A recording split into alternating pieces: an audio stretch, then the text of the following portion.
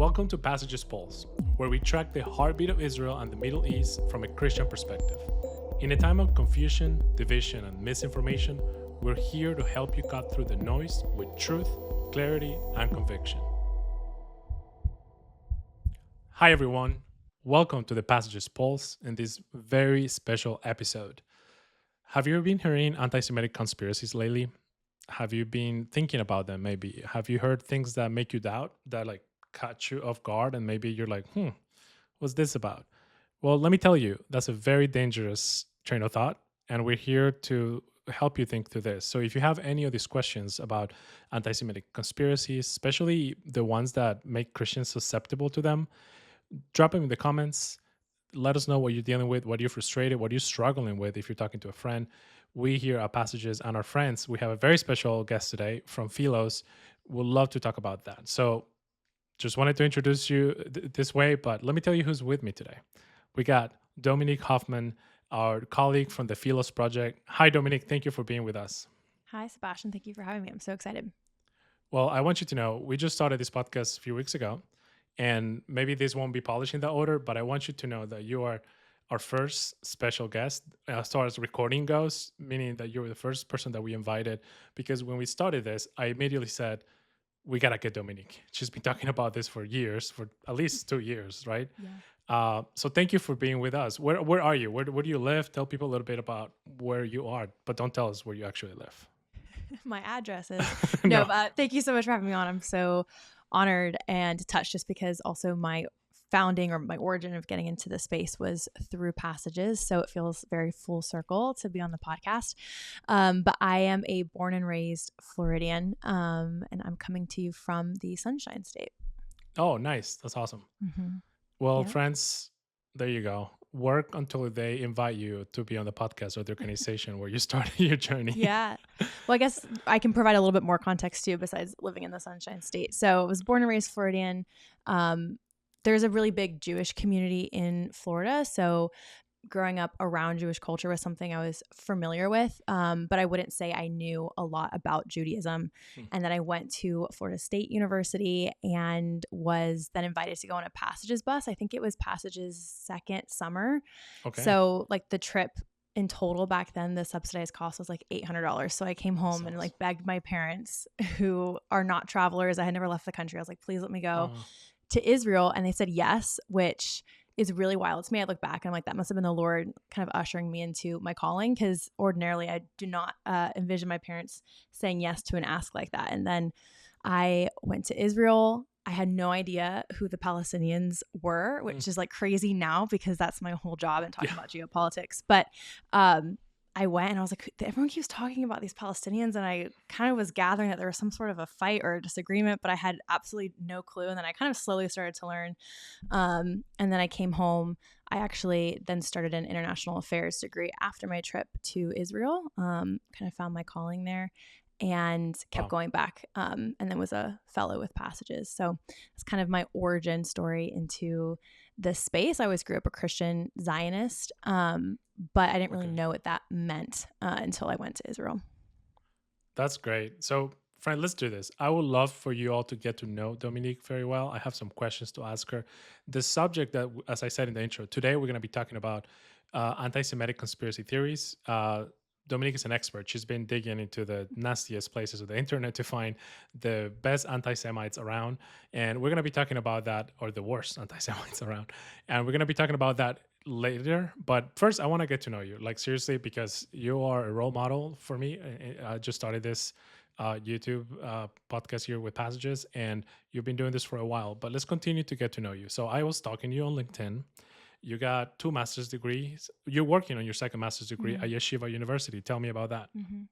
Yeah, so the Philos Project has, and this is a great plug for that as well, Please anyone who's do, yeah. interested, we are in partnership with Yeshiva University for a Hebraic Studies program, a master's degree. And the unique thing about the program is that it's Christians studying at a Jewish yeshiva. So it's one of the first programs of its kind.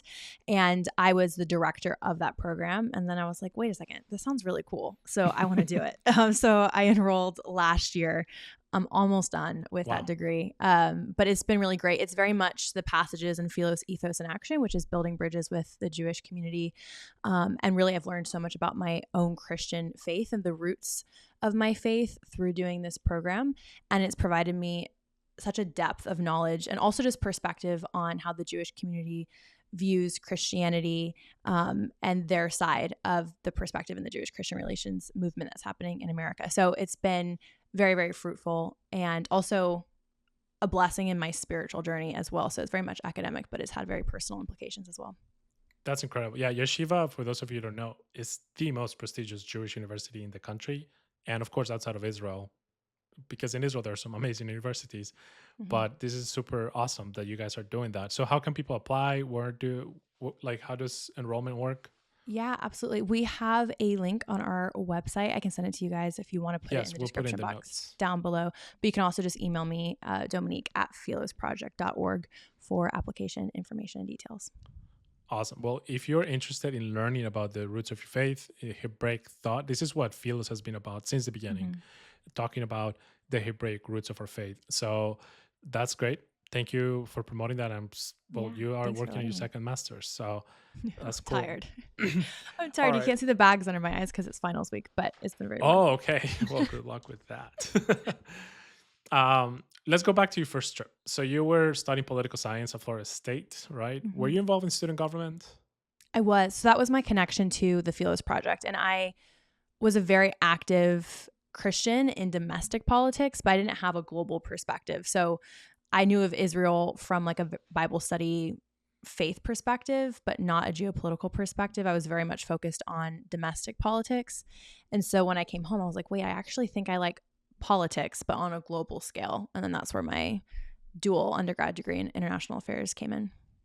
Okay. I know today the University of Florida, boo, is like a great place for Jewish students, right? They have great Jewish programs and stuff like that. What was Florida State like when you were there? Yeah, that's a great question. And UF's done some amazing work. They also have the Hamilton Center, which is a new kind of classical conversation type or what is it? It's like a classical literature and philosophy, like a PPE program at a state college, which is very unique. Wow. And so they're doing a lot of stuff too with Hebraic thought and Hebraic philosophy, which is wonderful, and kind of bringing the classics to a state university in Florida, which is a very unique program. But UF has done a lot, even since October 7th, to protect their Jewish students. There's been recognition of their past president, who did a wonderful job there.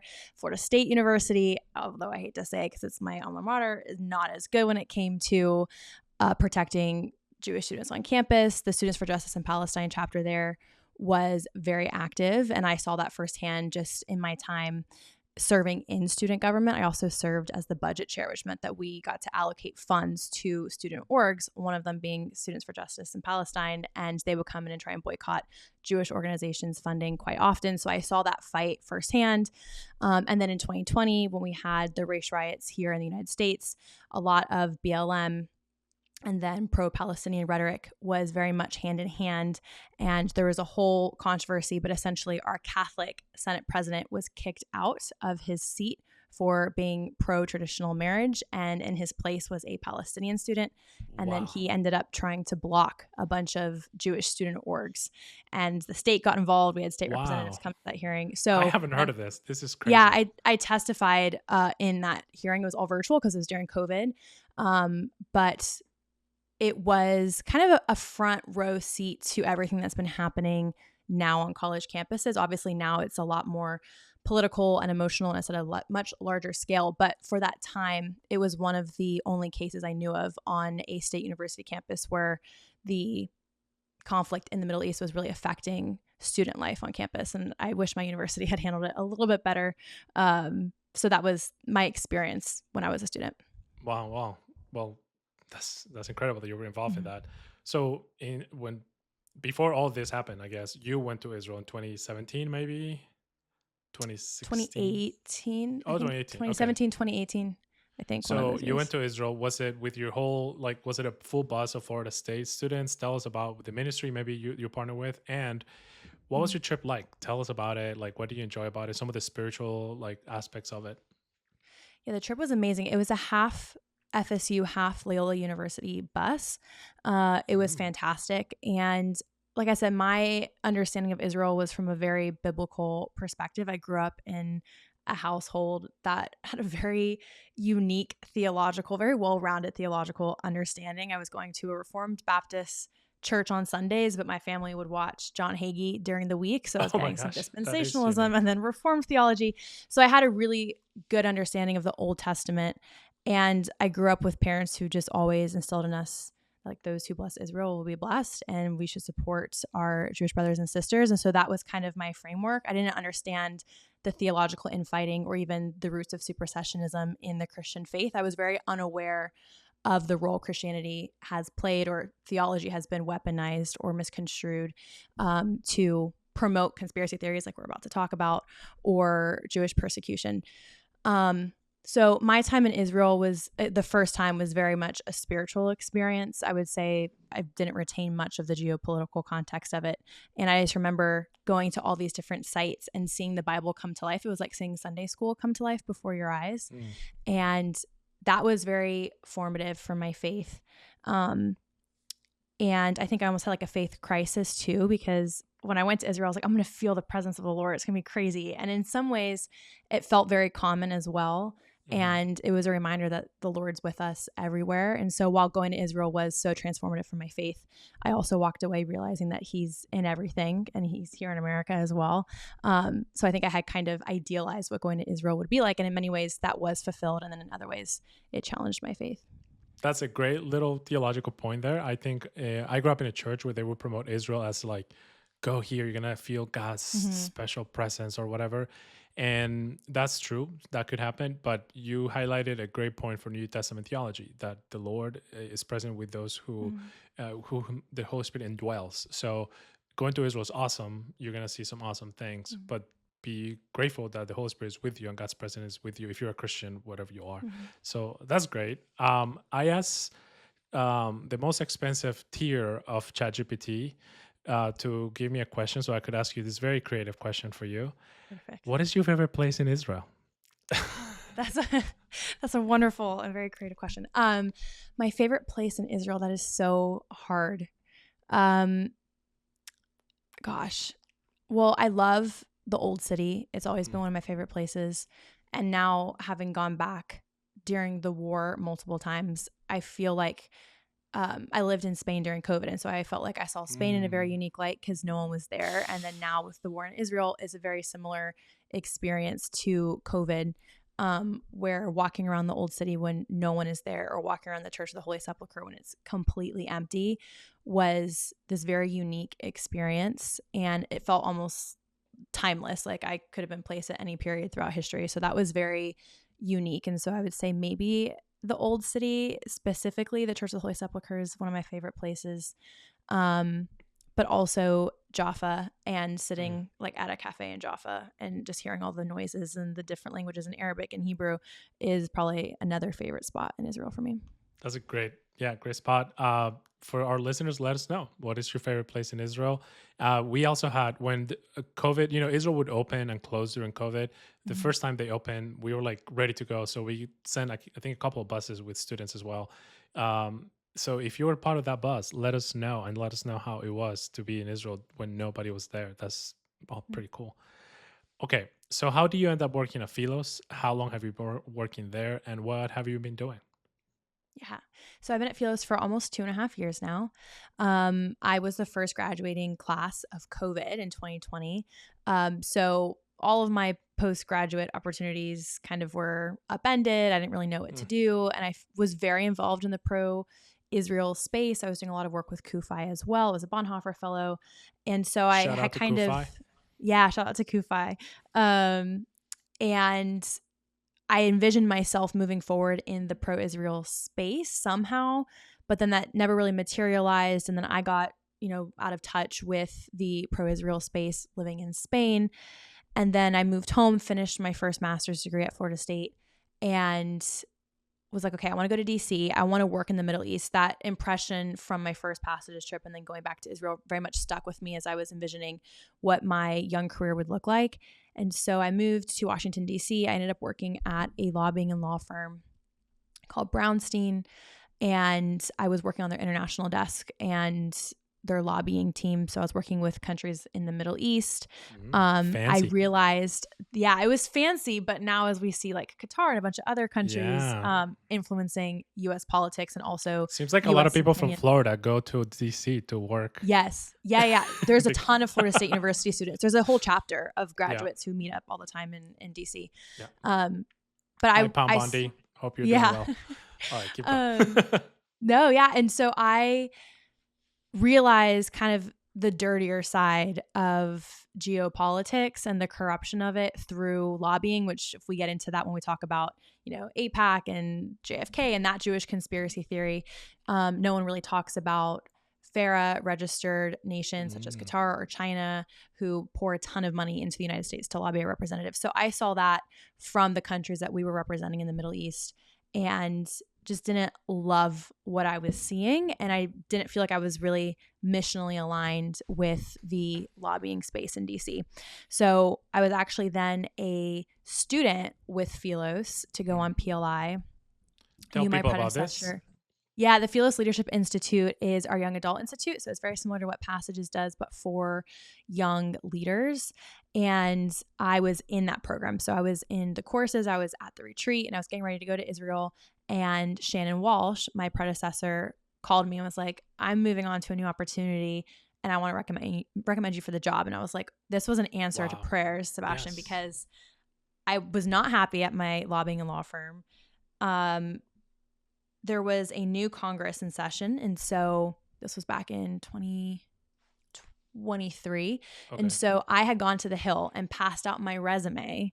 Mind you, I have a master's degree. I was overqualified for the jobs I was hoping to get, which would have been like an aide or a secretary. Right. I think I went to like 25 Republican congressional offices, gave them my resume, and I didn't hear back from any of them. And I kind of felt like doors were closing in my face in DC over and over again. So I was like, all right, God, I'm going to give it to the end of the month and then I'm going to go home.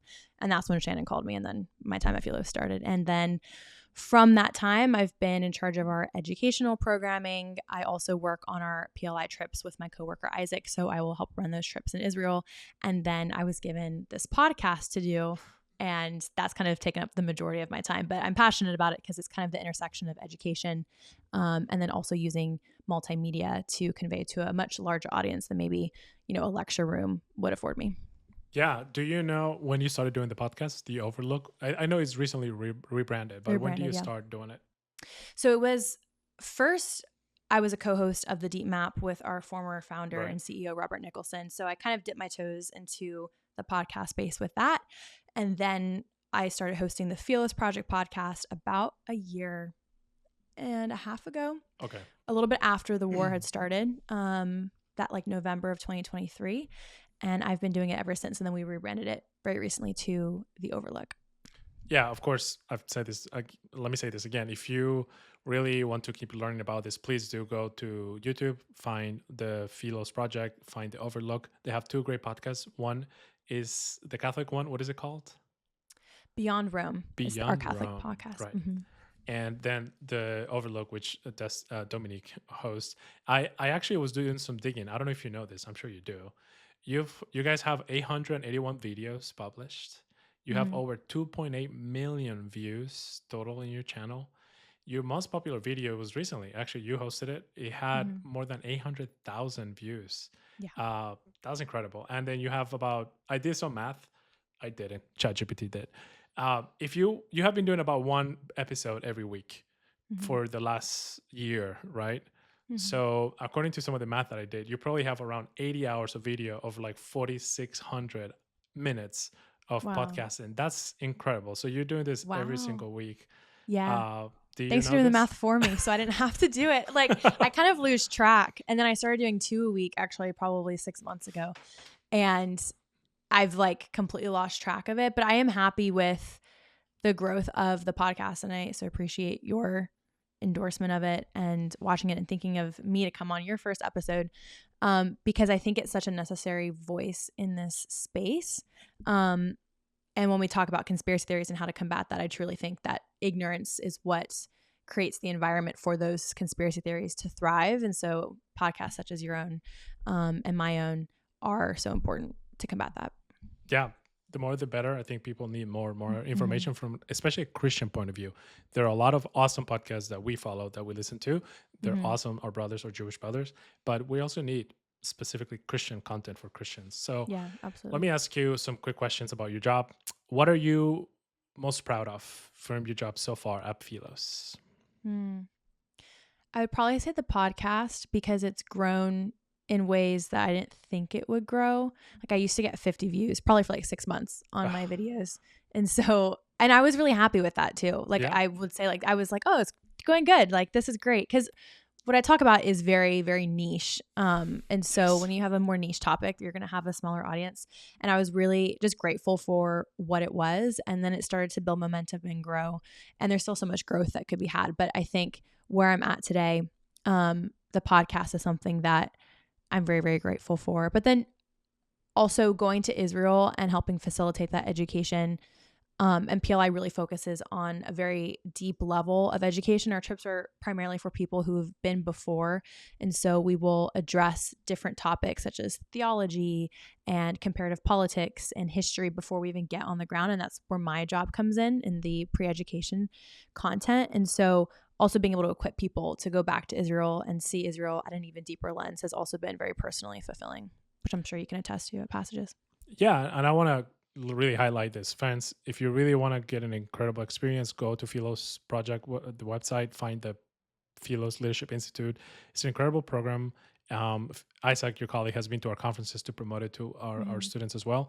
And it has different iterations over the years. Back when I was in college, I really wanted to do this. I didn't get a chance to, but I never applied. But it just looked, it was incredible. Like you could go like 3 weeks. They used to meet like in New York for a week, then go to Jordan or to the UAE, and then go to Israel for a week. It's just a really incredible program. It's not all of that right now, but it is still a very educational program with amazing opportunities. So friends, if you really want to learn more about this, go look up Philos Leadership Institute. Okay, let me ask you some more quick questions about your job. I just want to, we're about to get into the topic, guys, like in 5 minutes. But I just wanted to make this a celebration of your work, Dominique, as a colleague in this space. What is your most memorable day of work? What is one day that you just can't forget? Like this day was really, really important. That's so hard. I think maybe the retreat I did last summer. So part of the PLI journey is pre-trip courses, a retreat in DC, and then going to Israel. And this retreat was the first one we were doing since the war. And normally for these retreats, like I have to recruit a ton of people. I have to like get on phone calls. I'm like, please come to this retreat. Cause most young people are not like just dying to go to an academic lecture series in Washington, D.C. for a weekend or take time off work. But because of October 7th, I had people reaching out to me, and there was such interest in understanding these topics and understanding Islamism and supersessionism and a Christian's role in this conversation that it was very rewarding from a career perspective to see post October 7th Christians then seeking out those opportunities instead of me having to like beg and recruit people. And so the retreat was wonderful. And I had a lot of people at that retreat, such as Mark Levesque from Providence Magazine, who I look up to, Hussein Mansour, who's an incredible intellectual, and my college professor, who was also my honors thesis advisor, came and spoke at the retreat. So that was like another full circle moment where I was like, oh, I'm actually doing something I really love, and it's in the education space. Yeah. And I got to that point a lot quicker than I ever thought I would. And I attribute that to the Lord, but being like in my mid 20s, being able to have that full circle moment, even with someone in my academic advising who I really looked up to, was very, very rewarding. So I'd probably say the retreat, although that's hard because I'm sure you can relate to this working at Passages. I work with colleagues who are all like best friends and we're like family, and we've gone to so many rallies and have gone to Israel. So it's like so hard to pick one moment, but I would say from a personal perspective, probably the retreat. Was it, I might be stepping on it, but wasn't Hussein Abu Bakr at one of these retreats? I think I saw a lecture that he taught for you guys. Also maybe Haviv Retiv Gul? Yes, Hussein, well, his second last name is Mansour, so that's why I just call him Mansour. I can't pronounce so his that's whole what you're name. talking about. But yes, Okay. yeah, Hussein. Shout out to Hussein, great friend. Yeah, he's an incredible intellectual. Like, I think Yeah. his mind is up there Really? with like Jordan Peterson, and he should be renowned. His He's research about brilliant. the communist roots of Islamism, it's really, really awesome. Yeah. So guys, look He's that up. fantastic. It's on YouTube, I think, because that's how I saw it. So great. All right. Let's wrap this up about you. What keeps you up at night regarding Israel-Christian relations? What is... Yeah, that's a really great question. What's your nightmare? A lot keeps me up at night. I will be so honest with you, Sebastian. Like, I am at a point where I'm very disheartened about where the Republican Party is and where the right is at when it comes to Israel. And that scares me a lot more than the left. I almost expect that from the woke left, and we'll get into the terms like woke left versus woke right. But with the woke left, that makes sense to me because they ascribe to a very postmodern ideology. Their social justice is really their form of secular religion. And so them being pro-Palestine, anti-Israel, anti-Zionist, globalize the Intifada, that I don't agree with it, but it makes sense to me when I assess the entirety of their worldview. What scares me and what keeps me up late at night is the Christian right that is hearkening back to a lot of medieval, Middle Ages, supersessionist ideas, blood libels, conspiracy theories that I think is actually shifting the needle on the ground and in policy when it comes to the current administration's position on Israel. I was disheartened with President Trump's recent visit that seemed oriented towards the Gulf states and did not incorporate Israel, which was a legacy of the Abraham Accords I think a lot of people were anticipating. And so while we haven't seen that policy actualized, I would say this really weird shift we're feeling on the right concerns me. Again, because I'm a Christian, I grew up conservative, and so I care a lot more about what my side of the political aisle and my brothers and sisters in Christ think about Israel than I do about the woke left. They're a nuisance to me, but my heart and the people I feel like I am equipped to speak to the best are the ones who are like-minded to me. And so that's what keeps me up at night, is at the very quick rate that the Jewish conspiracies that we're going to talk about and this isolationist America first, which really means America only policy, kind of moving mainstream on the right, I think is very dangerous. Great point. So Tucker Carlson keeps you up at night. Okay. Yes. In some, yes. Yeah. This is great. We're going to talk about this in a second. And I think I agree with you. We can appeal to these friends as brothers, sometimes as sisters. We can appeal to them on the same biblical worldview basis. And if America is to be a city on a hill, a light in the world, I understand that you can make kind of selfish, like America first arguments of like money, wasting, or like putting service people in dangerous way, things like that. But we also need to stand for morality and for goodness in the world, and we need to hold that intention. So we're about to get that. This is the last little quick fire. So are you ready for a quick fire session? Just a few words answers. Okay. Like what's your favorite Starbucks order? I don't like Starbucks. I think their coffee tastes so burnt, so I opt for a boutique coffee shop. But my order is going to be an iced honey vanilla latte. Okay. I thought you were going to say a cortado or something like that. No. Okay. I'm like that is I don't deviate at all from a latte. Awesome. What's the favorite place you ever traveled? Can't be Israel. Has to be something else. Oh, that's so hard. This is also supposed to be rapid fire. Maybe Florence, Italy. Oh, yeah. What's your go-to comfort food after a long day?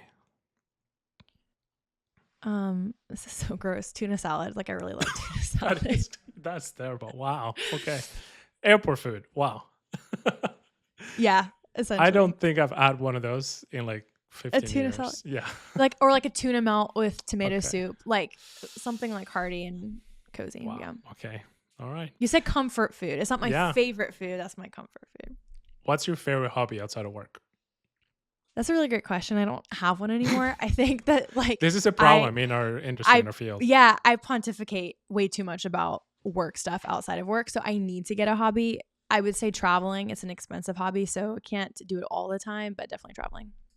Yeah, well, you live in Florida. You can go on a cruise any weekend you want. That's pretty cool.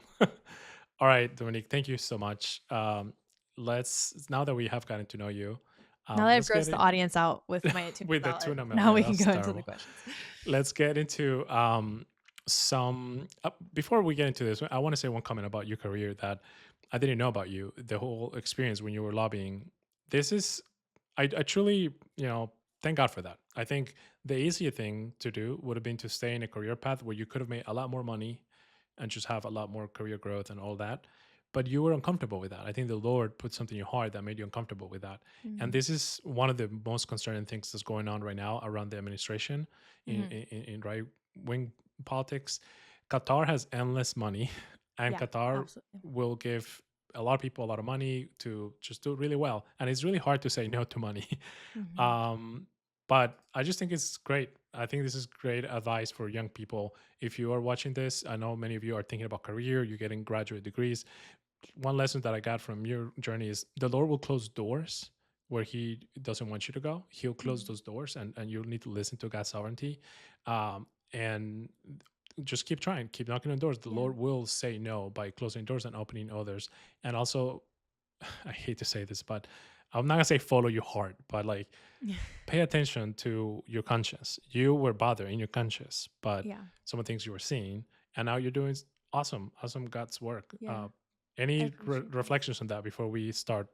Yeah, I appreciate that. And I think it really loops into what we're about to talk about when it comes to the rise of Jewish conspiracy theories, which I really attribute to Qatar's lobby in the new media space. But a lot of these countries have a lot of money, and my firm didn't represent Qatar, but I saw other Middle Eastern countries using American lobbyists to either monitor their own people, their, human rights violations. They were really interested in how the West perceived those violations. So a lot of this is a reputation game when it comes to these Middle Eastern countries. They want to appear as democratic as possible, or as respecting human rights as much as possible. But a lot of it is a facade and it's a veneer. And so when we talk about, AIPAC is the only country that can, or Israel's the only country that can lobby the United States through AIPAC, that's not true. FARA registration is just a different form of registering for lobbying. And so I've seen that all firsthand. And that's kind of where my frustration with these very prevalent talking points comes from, because there's a lot of corruption behind the scenes that no one sees. And that's what I saw at a very low level. Like, I wasn't even registered with FARA. So lobbyists in the United States have to register with FARA to Which report is the Foreign their interaction. Act for Registered Agents, something like that? Foreign Agents Registration Act. Okay. And so a lobbyist has to register and then report their interactions or correspondence with a foreign country. And so I didn't even have to register. So if the corruption I saw was at the very kind of public or open end of that, I can't imagine then what the corruption behind closed doors looked like. Yeah. So and you see a lot of people, American voters who turn out to, when they used to do the AIPAC conference, I went to it when I was in college. So these are Americans concerned about an issue that Americans care about. We turn out in the thousands. We go and we lobby, like Kufi does this too, like Christians United for Israel. They've been Christians to go talk to represent officials. 2 weeks ago, we participated in a great conference called ACLI. We went and we met with elected officials. So it's Americans telling their elected officials, we care about this. You will never see a crowd of Americans saying, we really love Qatar, please listen to Qatar. You'll never see that. But anyways, let's get started. I want to start talking about conspiracy theories, because that's what we're supposed to be doing. Let's do it. Thank you, audience, for bearing with me. I know. They probably found me to be super boring, but this is the fun stuff now. Starts now. So why are conspiracy theories so popular? Why are we so susceptible to them? I think conspiracy theories in 2025 are popular.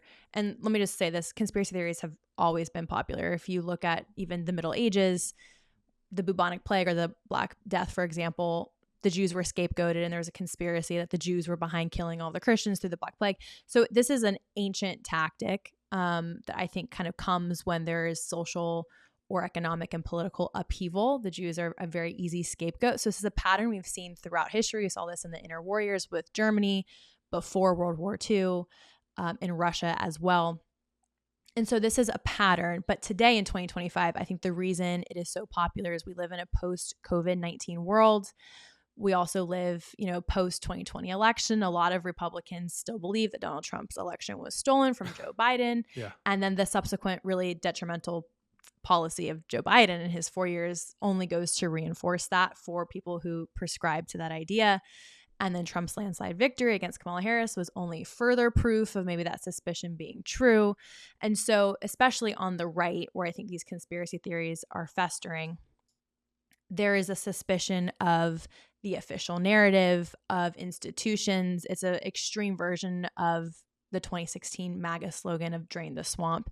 And so you have a whole country or half of a country looking to the government and suspecting that the official narrative isn't correct, that big pharma is run by corrupt, corporate elites and politicians alike, that Hollywood is depraved. We've obviously seen Hollywood run over by depravity for the last even 15 years. And so there has to be a source for that depravity. And the answer to a lot of these conservatives popularized by Tucker Carlson and Candace Owens, that it's actually the Jews who are behind it. But again, going back to why it is popular nowadays, I really kind of look back to COVID and that many people were correct that it was created in a lab and that the vaccines weren't very ethical and that the 6 feet apart wasn't very scientific.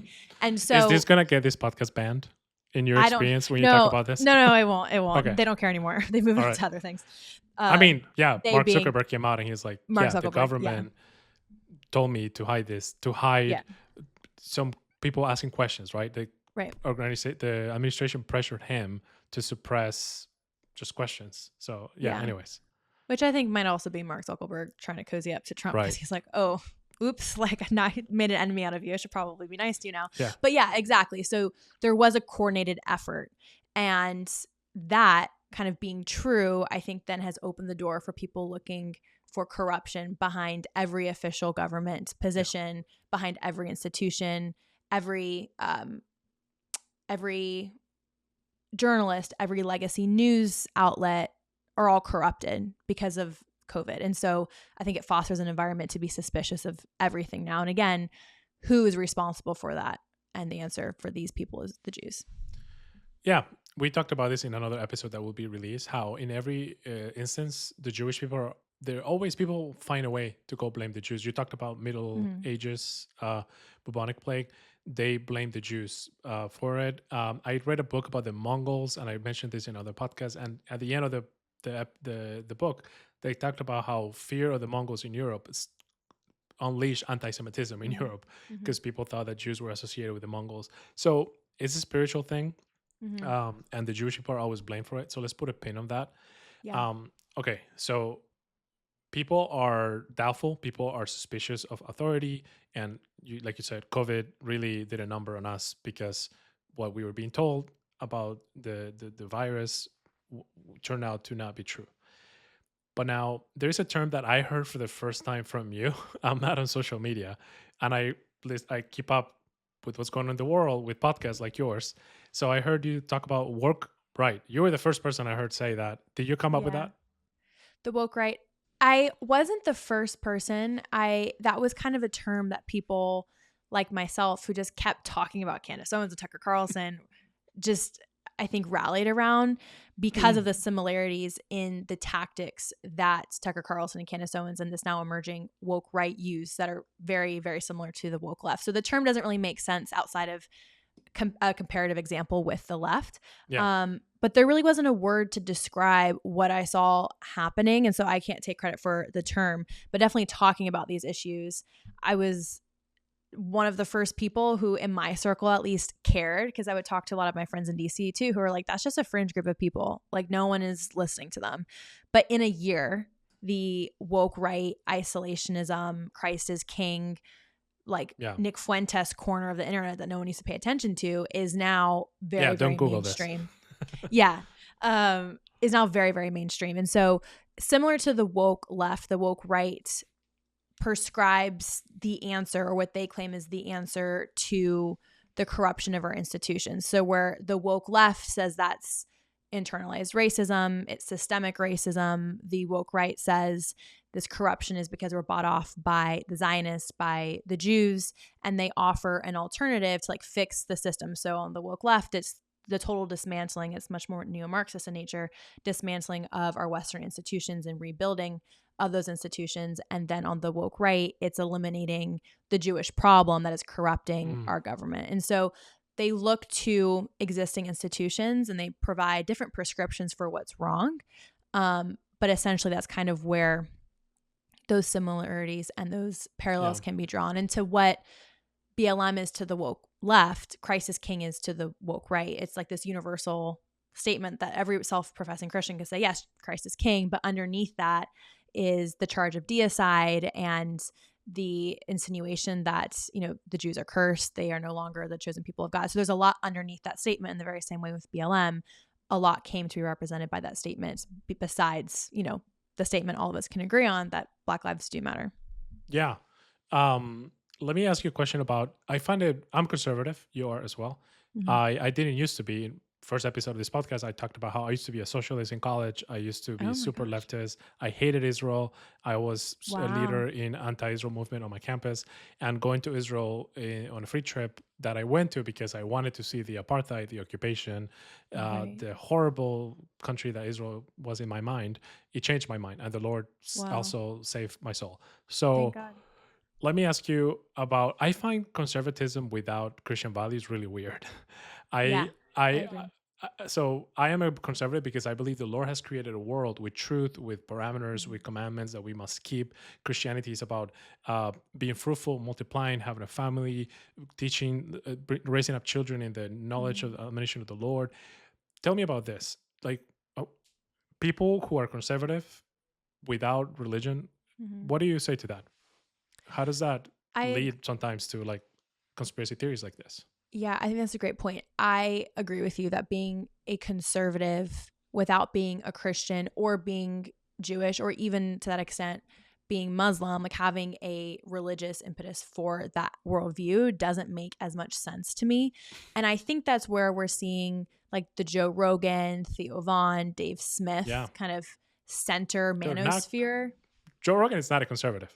Right. And none of them are conservatives. Yeah. Right. But they've kind of converged with conservatism as a reaction to the woke left, like hating white men phenomena that happened the last 4 years.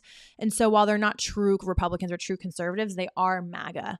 And so I think that's also a really important distinction that you have, or even like Russell Brand, right? So all these people who claim to be free thinkers, they might have voted for Bernie Sanders, they love pot, they're into aliens, like those guys have now kind of converged with the MAGA right. And it does make them also susceptible to a lot of these conspiracy theories, but I would actually say these conspiracy theories have originated with people who proclaim to be Christians, and then non-Christians kind of take that and run with it and try to apply it to like examples of like government or the JFK assassination or, you know, our healthcare system. But what is interesting is people like Dave Smith, outraged over the genocide happening in Israel, they don't have a moral compass to fall back on when it comes to like their outrage, which is also why I think it's very selective moral outrage when it comes to the war between Israel and Gaza. Like all these, even Theo Vaughn came out with a like 4-minute video last week saying like a genocide is happening in real time. Wow. I also could talk about like, I don't know when all these comedians became like the political voice of America, because most of them have zero background in that, which was highlighted in the Dave Smith, Douglas Murray debate. But there's this very selective moral outrage, and they've elevated, very similar to what the woke left does actually with the war between Israel and Hamas, they've elevated this conflict to like the worst evil throughout all of history. And once you dig underneath that, they don't really have that moral grounding because they are not religious inherently. And it kind of just becomes part of this rhetoric that throws terms like morality and genocide around. But going back to your question, think that it's actually the Candace Owens and the Tucker Carlson who proclaim to be Christians who are peddling this misinformation or these conspiracy theories. I think they're the ones who are actually influencing the non-Christians, which is really dangerous.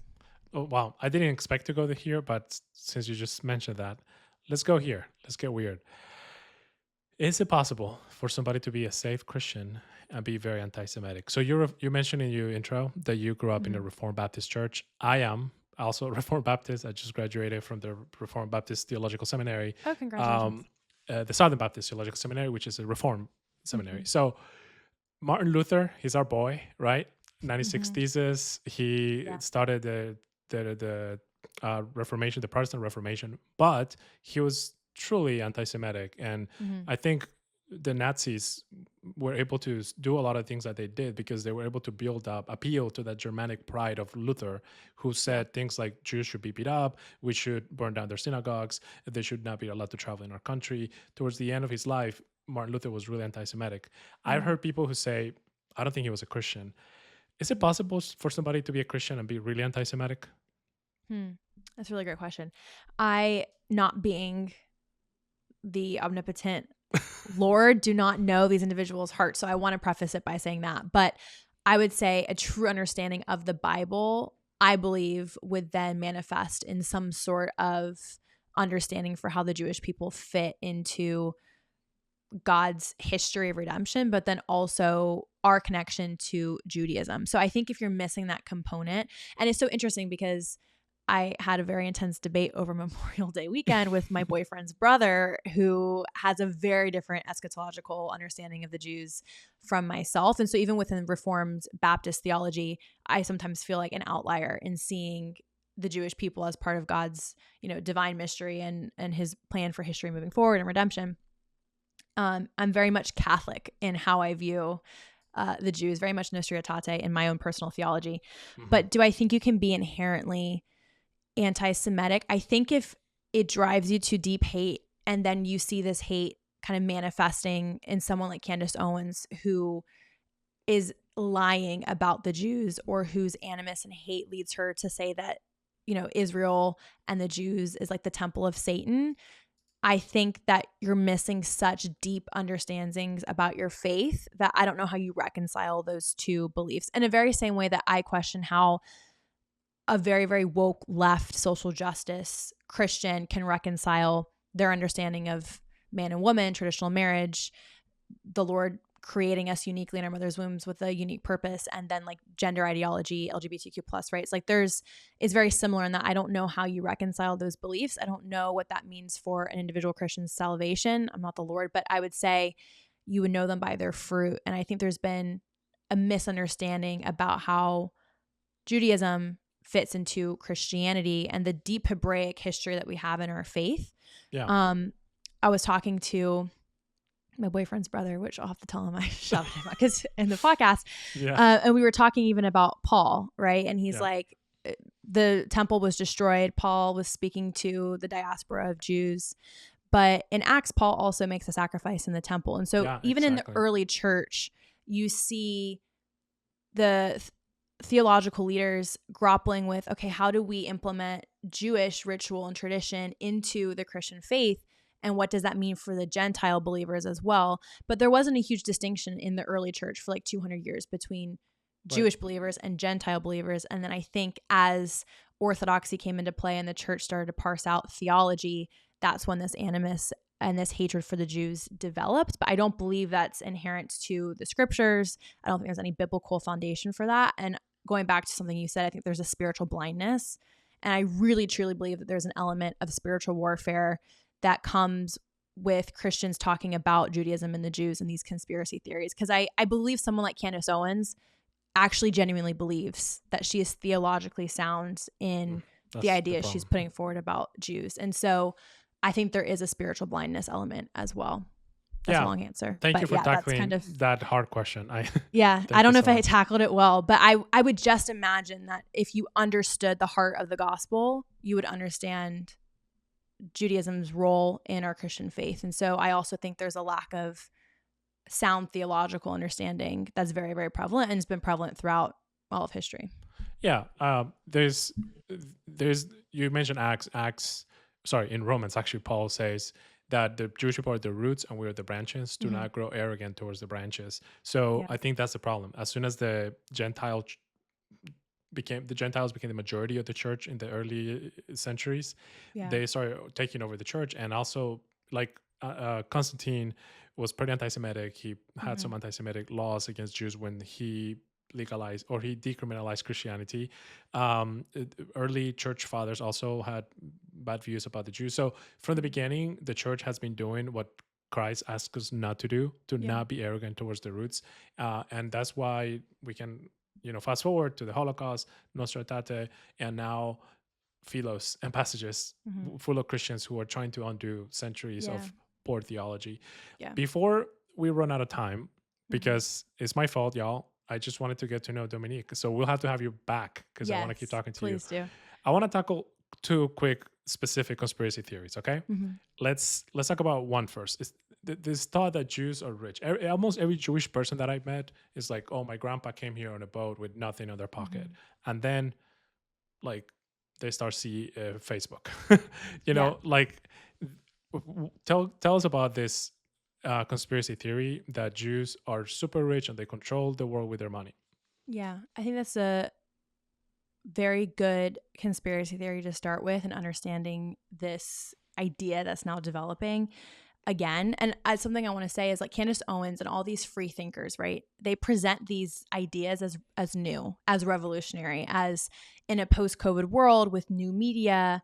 And the other kind of point I want to make about new media is, because it's new media, I think a lot of people believe these content creators like Candace Owens or Tucker Carlson because it's decentralized media, and they believe that someone like Tucker Carlson represents his true interests, when what we've seen happen is Qatar's funding has actually just followed new media personalities. So don't be deceived by these individuals. They might be new media, and they might even have a platform that talks about being anti-establishment like Tucker Carlson, but in reality they are the new establishment because they carry most of the influence in our society and in our media culture. But with the money lending, I got on a little rabbit trail there. With money lending,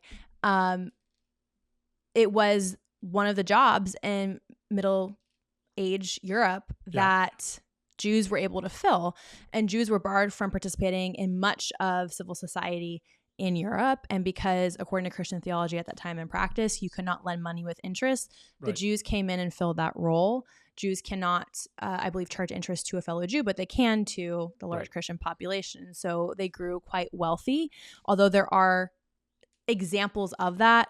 Most Jews throughout the Middle Ages were very poor or were tradesmen or craftsmen. But that really became central to these pogroms that happened throughout the medieval times and into modern Europe, and even into today, when we see like the Rothschilds and the Rockefellers are like the two like Jewish families that everyone talks about running and ruling the world. The Rockefellers and the Rothschilds as also kind of being these great influencers in pedophilia. And you can go down a ton of different rabbit holes with that. Yeah. I think Ian Carroll, sorry, his last name's Carroll. He has this conspiracy theory that the Rothschilds funded the dispensationalist kind of theology that emerged in the 1800s. So it's this idea that these huge families are at the center of corruption and politics. And while they were probably influential and powerful, I don't think they were influential and powerful because they were Jewish. There was a lot of other non-Jewish, even Christians throughout the Gilded Age who were quite wealthy. And there's no kind of blame put on the white Christian. It's just the Jewish family. So again, I just think it's because it's a prevalent scapegoat that's existed throughout all of history, and the main one being money lending. But I have met some wealthy Jewish people, but I've met a lot more average, everyday Jews, both in America and then also in Israel. I would say in Israel, especially in Israel, it's not very common to be wealthy in Israel, at all. And so there is a huge misconception, I think, in that, for sure. Yeah, I think it also highlights America. I think the United States is a particular country where immigrants are able to come from rags to riches. And a lot of these people just came here. And also Jewish people are the people of the book. They're taught to read very early. That just sets them up for success because they know how to read. They know how to think deeply. They're taught to just be lettered people from early childhood. And that just develops itself into success. So I think the fact that so many Jewish people have been able to be so successful in this country is because this country is a great country where people can do that. And just like you can find Jewish people doing that, you can find Latinos, Indians, Asian Americans, like a lot of communities. But because they're not Jewish, we don't have this conspiracy theory about like, I don't know, like Cubans are running the world. Look at Marco Rubio. Look at Ted Cruz. Look at Goy Zueta running Coca-Cola. Like, ooh, the Cubans are running the world. You don't see that because nobody cares. But 100%. And just to make a point off of talking about how ethnicity kind of interplays with discipline and then success, especially in America, where there's a system that allows you to be successful if you want to pursue that American dream.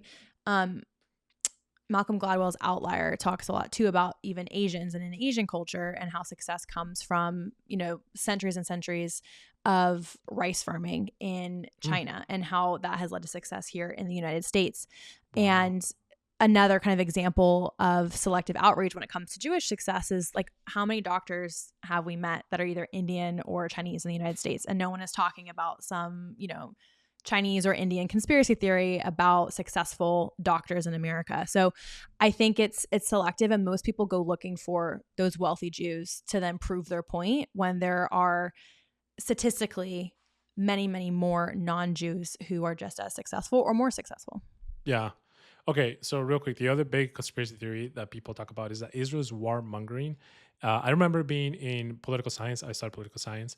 My professor from Germany, in the middle of the class, we were talking about international relations. She said, the United States does a lot of things for Israel that just goes against our interests. And because they always veto things in the United Nations that even go against the interests. I was so enraged about this. I wonder what my German professor's grandparents were doing during World War II for her to have the guts to say this here. But anyways, what about this? Is Israel a warmongering country that gets America into wars? No, obviously I'm going to say no. I'm sure many people would disagree with that. But I don't believe Israel's actually ever started a war. Israel's always responded to the wars that have been waged against them. And so, yes, there might be success that then comes with those wars and conflicts. But I think Israel is very interested in preserving their own hegemonic corner of the earth as a protection for Jews, so that something like the Holocaust never happens again. And that ethos is very much a part of Israel's war policy and war strategy and security apparatus. Very realist in that sense. I would say Israel's not warmongering. I mean, you've been to Israel a ton of times too, and that even before October 7th, fire back and forth from Gaza into Israel was commonplace. Like that was actually the status quo. Yep. We would go to kibbutzim down in the south and you would hear sirens, or, tour guides would come and show you the missiles that would land in their front yard. And so I think Israel is actually quite comfortable with appeasing the global pressure on them when it came to the Palestinian question and kind of just absorbing that missile fire because it was sustainable. And then October 7th changed that. But I think also to say that Israel has a warmonger kind of mentality also doesn't understand the toll that war takes on the population in Israel. It's a very, very small country. Everyone's children are going off to war. It's something I've seen a lot of Jewish mothers or even Christian mothers who I know in Israel very stressed and worried over the last year and a half for their children who are going off into Syria or Lebanon or Gaza. So when you realize the toll war takes on the Jewish and Israeli population at large, I think you would understand that war is not something that they're seeking out because it comes at a really, really great cost. It also costs the Israelis we're talking about, most people in Israel not being very wealthy. Their taxes are huge. I think this last year at the start of the war, it was like upwards of 40 going into 50% of their income to sustain the war and the conflict.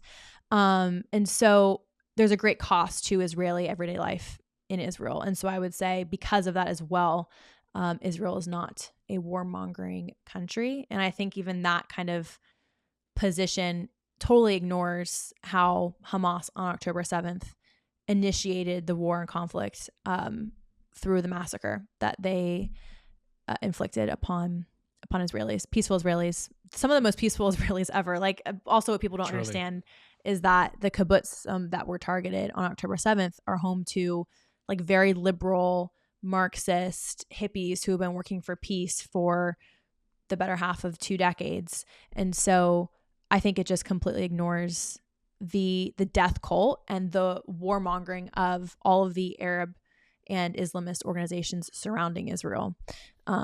Because it really is a death cult. Douglas Murray just came out with a wonderful new book talking about it. And what people I don't think understand when it comes to negotiating with Hamas is that when they're fighting a cosmic war and they view this as like a spiritual war and eschatological and ushering in the end times, when the Hadith, says you have to kill the Jews to usher in the end times, when it's so ingrained both in their culture and in their worldview, and it has rewards in the afterlife, it becomes really difficult to negotiate with actors, especially actors who are economically disenfranchised and don't have much to even live for as far as what the infrastructure of their society has to offer for them. It becomes a death cult. So people looking forward to death, to war, to what comes in the afterlife for waging war on the Jews. So if anyone is a warmonger, it's going to be Hamas and the Islamist organizations surrounding Israel. Yeah, especially Iran. If Iran, anybody wants a copy of Douglas Murray's book, let us know in the comments. We'll send it to you. Let's say we'll give up to 100 copies of the book. Anybody who wants a copy of the book, we will send you a copy of it. Just let us know in the comments. And even when Dominique, I think you're going to post this on the Philos Instagram. If anybody there wants a copy of this book, let us know. We'll send it to you, and Dominique will sign it for you. Just kidding. Yeah, no. After hearing the introduction, they learned all about me. They're like, this girl's actually really boring. So they're like, no. But yeah, I will definitely pass it on. That's a really generous offer, and I recommend the book. I've read it, and it's fantastic. It's a great point that you made, and this is one of the verifiable facts. If you look at 1948, War of Independence, Israel did not start the war. 5 Arab nations surrounded Israel and wanted to destroy Israel in one day. And miraculously, Israel was able to survive. Israel did not start the war. Even 1967, Israel did not start the war. Egypt blocked Israel from the Suez Canal, and then they kicked out the peacekeepers, and Israel did a preemptive attack on the Egyptian Air Force. It was the only option that they had to survive. And then again, this Arab nation surrounded Israel with a genocidal intent to destroy it. Yom Kippur War, Israel was attacked by Egypt. Even the Second Intifada, like Israel was trying to make peace with the Palestinian Authority, and they decided no. They walked away. They started another war. Then 2014 engagement in Gaza, the latest war in Gaza. Like Israel, I forget. You can remind me who said this. Somebody said that Israel's always fighting the war as if there was no peace, and fighting for peace as if there was no war. Do you know who said that? I don't remember who said it. Was it I think it was a prime minister of Israel. It was a prime minister, sure, but I can't remember who it was. We'll ask Josiah next time when he's on this podcast. Okay. Well, thank you for that. I think these 2 specific conspiracy theories are like the ones that you hear the most. Yeah. And I think going back to conspiracies, why they appeal to people is because I think people want a way to make sense of the world. And they don't want to accept, sometimes, especially if you don't have a Christian worldview, that there's just evil in the world and that the world's broken. And they don't want to accept the truth. They don't want to accept what they see. But Christians are called to, I said in one of these podcasts that we'll be releasing that I made a comparison to Thessalonians. Paul was writing to this church that there was a conspiracy theory going around that the Lord was going to come imminently, that the Lord was going to come super fast. So people started selling their properties, stop working. And that's why Paul says, he who doesn't work, let him not eat. So there was a conspiracy theory going around. And what does Paul say to them? He says, test every prophecy, hold on to what is good. So I think Christians are called to have the Holy Spirit to test and obviously literally commanded to not be arrogant towards the branches, towards the Jewish people. So I also had another thought, Dominique, about this stuff. You were talking about Carlson and Candace Owens. I think to me it's clear that, Carlson got fired from Fox News, right? Yeah. What he's doing is just trying to get an audience. If we had just left that job, gone to do some regular good old boy Republican posting on YouTube, nobody would have paid attention to him. But he had to choose an angle just for the sake of having an audience. And Candace is also just saying whatever outrageous things she can say to get an audience, because that gets views, they can make money, and this is kind of their little angle in the world. And I think that's evil, because going back to your experience lobbying, it's really easy to just do the thing that gets you money. And I'm not saying that all lobbying is bad, people. I'm not saying that. Go back, listen to what Dominique was speaking specifically. These 2 people, I think they're just trying to get an audience, saying whatever they can to keep the audience going. And in the meantime, they're selling their souls away, their morality. They're really going a dark path. What do you think about that? I agree. I think everyone's faith and their conviction will be tested at some point. And for a lot of people, they might say, oh, I would never sell my soul to the devil, or I would never sell my soul. But a lot of people's price just might be very, very high. It might have a monetary value attached to it. But I agree with you. I think Tucker Carlson and Candace Owens have built their careers as these contrarian thought leaders, really leaning into the suspicion in our culture post-COVID. And the irony of someone like Tucker Carlson, for example, whose media empire now on his own has grown significantly, and also Candace Owens has doubled her subscriber base in the last year through these ideas because they're sensational. Like Candace Owens, I think, grew to like 2 million followers after many years at PragerU and after many years at the Daily Wire. She really kind of lost her moment in the spotlight after BLM kind of settled down in those riots. And so you're right. I think this is an attention grab. It's a way to gain influence and be sensational and to be contrarians, right? Just like Kanye West is. Like Kanye West will throw out the most absurd stuff, which now is like beyond absurd. It's like in the far reaches of like maybe even being evil at this point. But it garners some attention. It's all for publicity. But with Tucker Carlson, I would posit that there is connections to Qatar. There's already been some research done, again, because Qatar's influence in legacy media. Not many legacy media outlets will report on this. The Washington Examiner did a report on this, and the Free Press has done reports on just Qatar in general. But for his interview with the Prime Minister of Qatar, for example, an LLC that was associated with him was paid like $180,000 a month for like media training and whatever the official reason was for. But if you listen to what these people are saying, and they're not asking Qatar hard-hitting questions. Someone like Tucker Carlson is a seasoned journalist. He's extremely intelligent. He's also of very, very high education. He knows how to ask a hard-hitting question. He's been a journalist his entire career.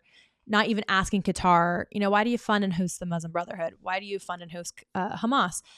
It should cue the audience in to these softball questions are being provided to this individual for an ideological reason. And we're starting to also see a lot of continuity between what these woke right individuals are saying.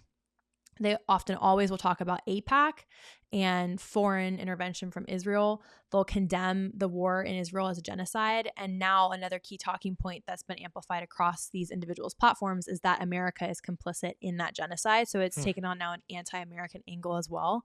And so very similar to how the woke left has been very lockstep with their talking points for the last almost 10 years, it's happening on the right. And the reason for that is funding and a very intentional media campaign on the part of Qatar and I'm sure also China and even Russia to make these talking points cohesive and common in the public space on the right. So to answer your question, yes, I think they're doing this because there's money involved and also because they want fame. And then someone like Candace Owens, I think there's also, she recently converted to Catholicism, which is wonderful. I call myself Catholic adjacent because I would love to be Catholic. There's just a few ideological hangups for me or theological hangups. I'd love to bring you back to the Reformed Baptists. Yeah. Well, and I'm still very much a Protestant, but there are some things such as Nostra Aetate and how they view our Hebraic roots that I really, really admire that's missing from Protestant social teaching. But I digress. That's a whole other podcast episode. Right. So with Candace Owens, her conversion to Catholicism happened at the same time as her very supersessionist beliefs about the Jews. And George Farmer, her husband, has been on Dr. Taylor Marshall's YouTube channel, and he has very anti-Judaism theological views. And so what I have kind of garnered is that she's probably also theologically being influenced with poor theology and unbiblical theology as kind of the root of also her conspiracies. But again, follow the money, follow the fame. It kind of speaks for itself.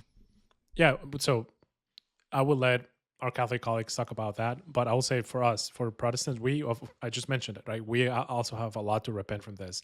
We have allowed our Reformed theology also build up a replacement theology. Like the church has replaced Israel.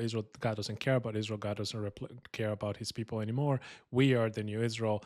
And that's wrong, but that's a whole other podcast as well. Yeah. I would say something about Tucker. I'm going to say something really strong, really like, and I will say this, I will publicly repent from this if I have to later, but I will say it here at risk of getting fired. I don't know.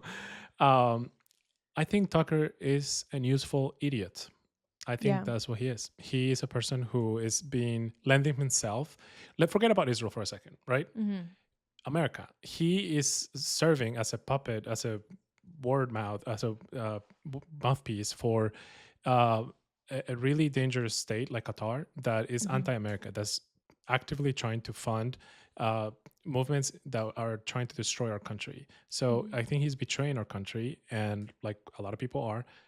Who are taking money from the state that finances terror and that finances anti-democratic, anti-Western values movements on campuses, and he is one of these puppets that is this is the conspiracy theory that people should be watching. He is the guy receiving money allegedly, hopefully we can prove this, that he's just lending himself. He's a useful idiot, and if I have to repent from that publicly, I will, but right now that's how he seems to me. No, I agree. And I even wonder how much of an idiot he is, because he is a very intelligent man. He is, and again, like you said, eliminating Israel from this. And this is going back to what keeps me up at night, is like Israel is just in the center of this conversation at the moment because of the war that's happening.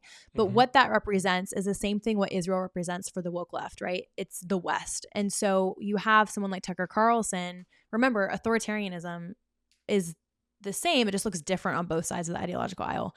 And I think what we're leaning into is this rewriting of the West. So it's, how good are our government institutions? Look how corrupt they are. Remember, Tucker Carlson went to Russia and was like, look at the amazing Russian grocery store, and look how much the American dollar stretches here in Russia, not accounting for, price adjustments and currency adjustments, or even the median household income in Russia. Forget all of those statistics that then would frame it very different. He's going to Russia and is like, look how amazing Russia is. Or there's YouTube accounts and Instagram accounts that will, publish like images from China. Like, look how clean the streets are in China versus like the New York subway system. There is a concerted effort in American politics, and specifically on the right, to kind of lean into the authoritarianism we're seeing abroad, and then question, how good is the West, which is the same thing that happened when Tucker Carlson had Daryl Cooper on, which was, well, is the West, are the Allied forces of World War II actually the heroes, or was Churchill the instigator and Hitler was this misunderstood victim, or he's not as bad, right? This new phrase too is the Nazis are actually not that bad.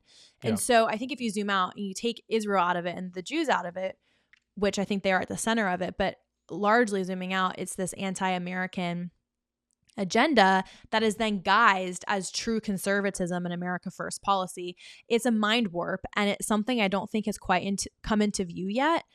Kind of going back to like when the woke right term came about, like this has been happening since October 7th. I think it was that sea change in American politics. It was that window of opportunity for this to become popularized, but it's still not quite come into view yet. But I do fear that then that isolationist foreign policy is like affecting Trump's policy in the region. Like I do think we're kind of moving into a position politically in America where this is going to come to the forefront and become very mainstream. And maybe then we'll understand some of these links and maybe some of Tucker's motivations. But I would guess most of his motivations are monetary, and he's getting paid quite a bit of money for it. We'll keep an eye on that. It's so crazy you've mentioned Russia, because both Russia and Qatar hosted the last two World Cups. And I remember in soccer podcasts, I love soccer, listening to people who said what you just said. They were like, oh, this country is amazing. It's so clean. It's so organized. Like hiding the fact that both of these countries have terrible human rights records. I'm going to ask our producer Josh to put up a picture of, I think it's Reagan with Gorbachev back in the 80s. He brought Gorbachev to America to show him a grocery store, and this Soviet official could not believe all the food that we had in our grocery stores, because in the Soviet Union, with their centralized socialism, people were dying of famine. But in America, we have food in all the grocery stores. And now we have the opposite. We have useful idiot Tucker Carlson going to Russia, going to the grocery store, like, oh, look how beautiful this is. But hiding the fact that Putin is a killer who literally this week launched the biggest drone attack on Ukraine, killing innocent people. But that is a whole other podcast. So let's finish this up. Podcast. Yes. Dominique, sorry for the audience. This went so long. But thank you it's for just staying so with us. easy to talk about. Yeah. We're about to wrap it up with just one question. So how can Christians start beginning to come out of this thinkings? How can we help people start seeking truth? Even people who are really deep down these rabbit holes, how can we plant seeds of doubt so they can start coming out of anti-Semitic thinking? I think I said this in the beginning, but all of these ideas really fester off of ignorance. And so I think a Christian's job is just educating yourself. Look back to history. I think we're at a point now where history is very much repeating itself, both on the ideological left and the ideological right. And also, if you are a conservative and a Christian, remember that, authoritarianism, I think everyone thinks of like the left and the woke left, but there is a strand of that also exists on the right. And I think be open to challenging even Trump's policies, right? Yes. So like I grew up in a house that like is very, very MAGA. I have my ticket. I was at the inauguration ball, like right next to me. Like I have voted for Trump in every single election, I think 5 times total now.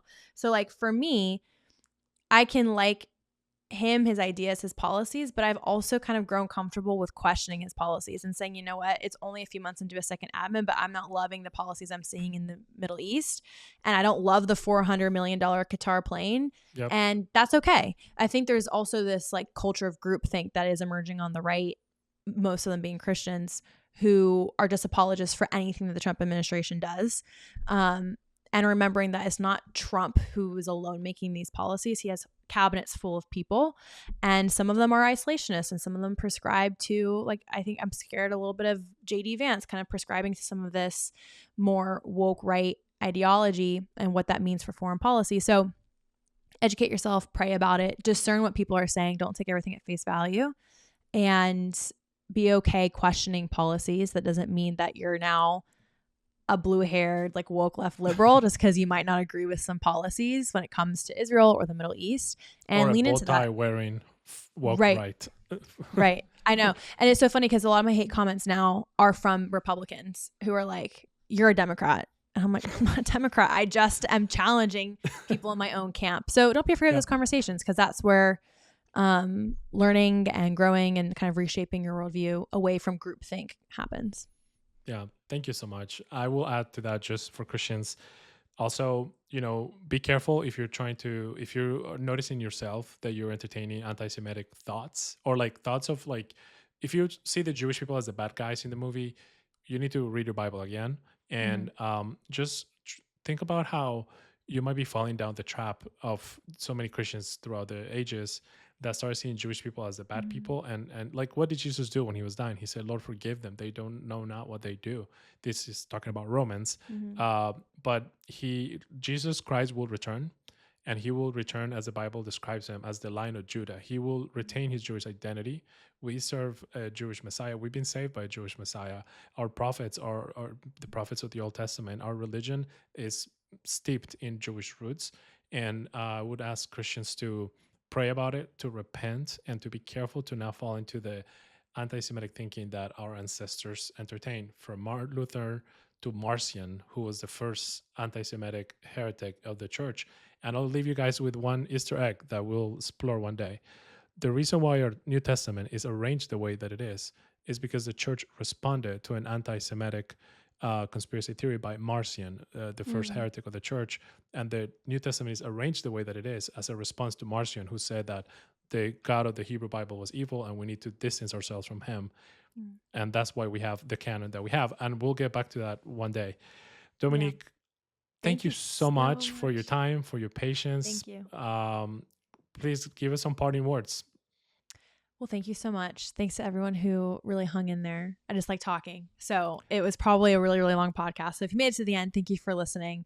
And please check out Passages, Philos, or Sister Orgs. Yeah, where can they find you and your work? Yeah, so the Philos Project on Instagram, on X, is our handle across all social media platforms. And then my X is Dom R. Hoff with 2 Fs. And I have an Instagram under my own name as well. Okay. Well, thank you for being here. I hope you'll come back. I will. Please Thank you do. for having me. And we'll see you next time. Thank you so much, everyone. See you next time. Thank you for listening to this week's episode of Passages Pulse. Help us grow this community by liking, sharing, and subscribing. If you like this week's episode, let us know by leaving a comment below. This podcast is a project of Passages Israel. We exist to educate the next generation of Christians on modern Israel, deepen the roots of their faith, and equip leaders to foster positive Christian engagement with Israel and the Jewish people. To learn more about Passages, follow us on social media or visit us at passagesisrael.org. Until next time, we'll keep our finger on the pulse.